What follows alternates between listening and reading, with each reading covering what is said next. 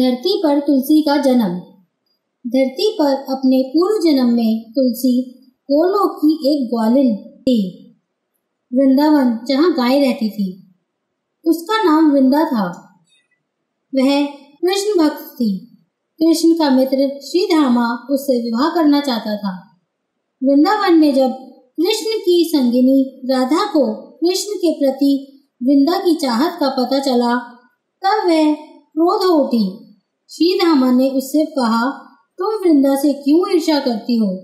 सभी कृष्ण से निकटता चाहते हैं, वह तो तुम्हारे ही निकट है।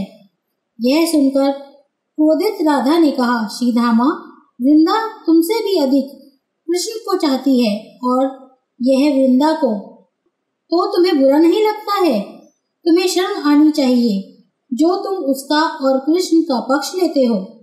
मैं तुम्हें असुर रूप में जन्म लेने का शाप देती हूँ। उसी समय विष्णु भगवान असुर राज दधम के सामने प्रकट हुए।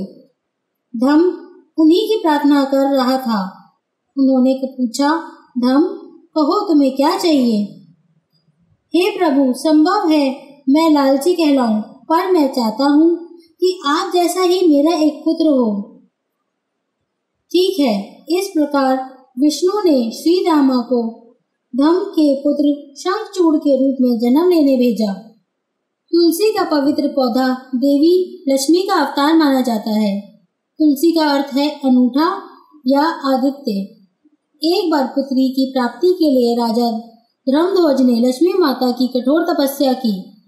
देवी ने आशीर्वाद देते हुए कहा, हे महाभक्त, तुम्हारी प्रगट तपस्या से मैं प्रसन्न हूँ। मैं स्वयं तुम्हारी पुत्री के रूप में जन्म लूंगी। इस प्रकार तुलसी का जन्म हुआ। एक राजकुमारी होने के पश्चात भी वह सदा विष्णु भगवान की प्रार्थना में रत रहती थी।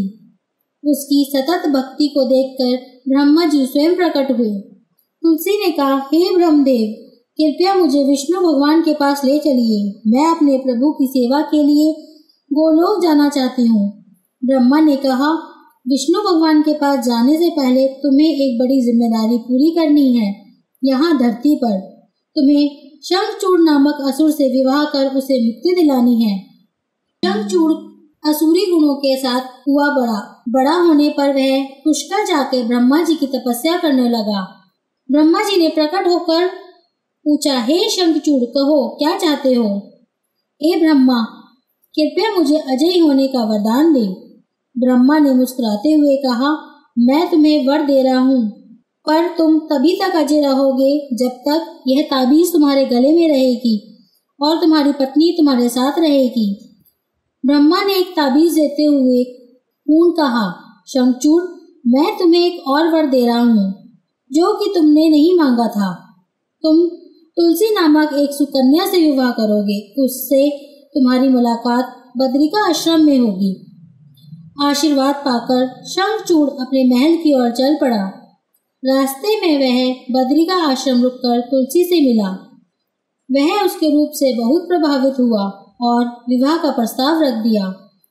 उसके विषय में जानने पर तुलसी ने सोचा, अपने यहाँ के कर्म पूरे करने का अब समय आ गया है। मैं शीघ्र ही अपने प्रभु से मिलूंगी। दोनों का विवाह हो गया। विष्णु भगवान की अनन्य भक्त होने के बाद भी तुलसी शंखचूड़ की निष्ठावान पत्नी थी। शंखचूड़ शीघ्र ही राजा बन गया। शंखचूड़ ने तीनों लोकों पर अपना अधिकार जमा लिया। उसने देवलोक को भी नहीं छोड़ा। उसने घोषणा की, अब पूरी सृष्टि मेरी है, ना कोई देवता ना इंद्र, केवल शंखचूड़। सभी देव और उपदेव शिव भगवान की शरण में गए। शिव की पुष्पदंत नामक दूत को शंखचूड़ को समझाने भेजा कि वह देवलोक को छोड़ दे, पर शंखचूड़ ने हंसी उड़ाते हुए कहा, जाओ अपने मालिक से कहो कि यदि साहस है तो आकर मुझसे युद्ध करे। इस प्रकार उकसाए जाने पर शंखचूड़ से लड़ने के लिए शिव ने अपनी सेना इकट्ठी की। उस सेना में सभी गण, उनके नेता गणेश, सेना प्रमुख कार्तिकेय, युद्ध की देवी भद्रकाली और बहुत सारे लोग थे। हालांकि शंखचूड़ ने चतुराई पूर्वक सभी को पराजित कर दिया। उसे अजय होने का वरदान भी था।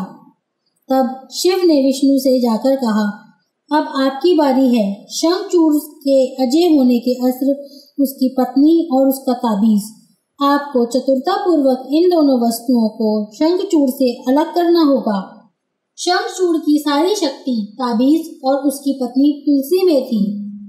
देवलोक को शंखचूड़ से मुक्त कराने के लिए कोई उपाय आवश्यक था। विष्णु ने लीला रची।